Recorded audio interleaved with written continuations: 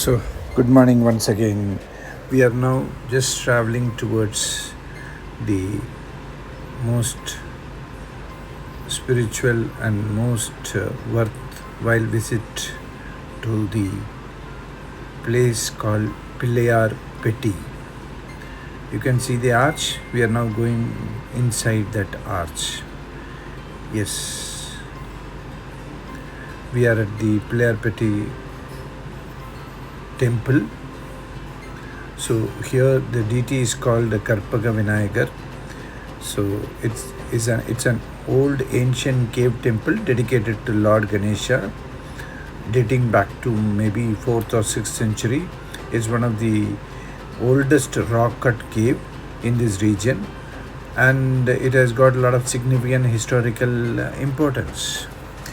People say this temple was caved in into the Pillarpeti hill rocks.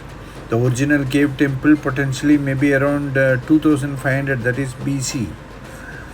So the rock cut construction, it is one of the earliest example of rock cut architecture in Tamil Nadu, showcasing the skills of ancient artisans.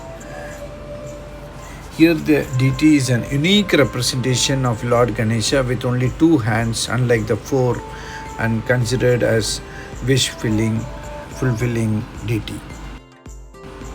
So here, this Karpak Vinayagar, one of the right hand holds a Shiva in his hand. So we'll come to that details later. So over 15 inscriptions found within the temple provide valuable sights into the history.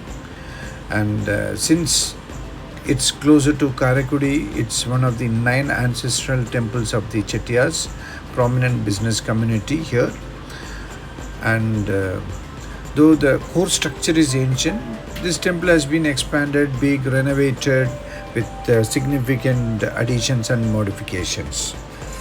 The presence of 3 Lingam, Thiruvisar, Marudeswar and Senjedeswar, and goddess Shivagami, Vadamalar Mangayamman, Soundarya Nayagi Amman, so in the same time, is another distinctive feature of the temple. These are all latest additions. So the Vinayaka Chaturthi is the most important festival. Now we are going through now we are in the car going through it. This is the pond before the temple, and as we go, yes, this is the entrance. This is where we need to go inside the temple. And unfortunately we could not take the videos inside the temple, but definitely we are going through the entire we are circumambulating the temple at least once or twice, so that we see the entire detail. This is on the right side, the cave rocks. So the early Pandya dynasty ruled the southern part of ancient Tamil region from about 3rd century BCE, and remained a major power for almost 1000 years. They lost their hold on their kingdom to Cholas for a few centuries, then returned back to power about 12th century.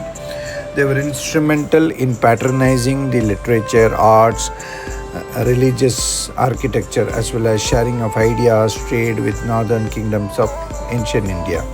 Karpaga Vinayagar temple is a testimony of one of the evidences of the early Pandya dynasty contributions to the South Indian heritage.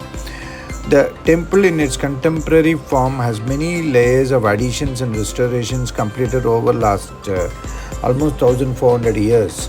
The earliest layer that can be dated with 7th century rock cut cave temple.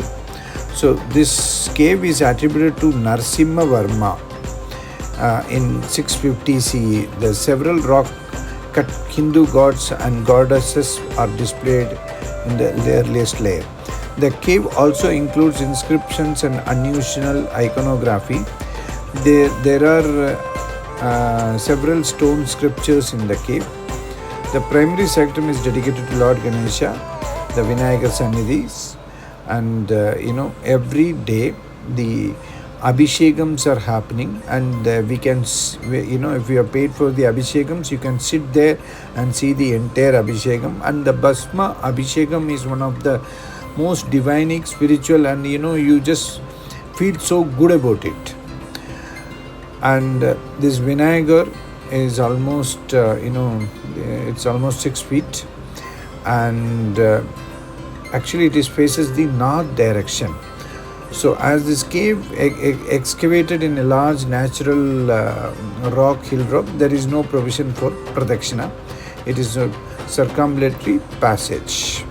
So the iconography of Ganesha is unusual in several ways. He has only 2 hands. He holds sweets in the right hand, the trunk, unlike others with the 4 hands. So here his left tusk is broken. So these are some of the iconographic features of Ganesha are well established by the time the image were carved out. A Shiva sanctum is also there on the west side, and this is the pond in front of the temple. So we were inside and we could able to take out those visuals here. You can see that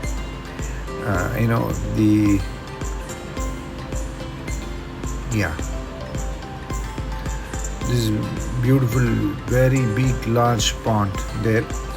The day was so good, so we could enjoy that climate as well as the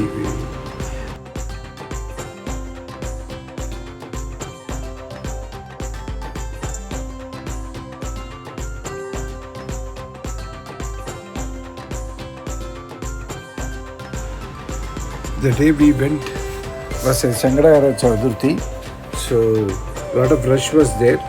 But since we were in the morning, we could see the Abhishekam and other things. After 11 o'clock to night, it's completely packed with the devotees.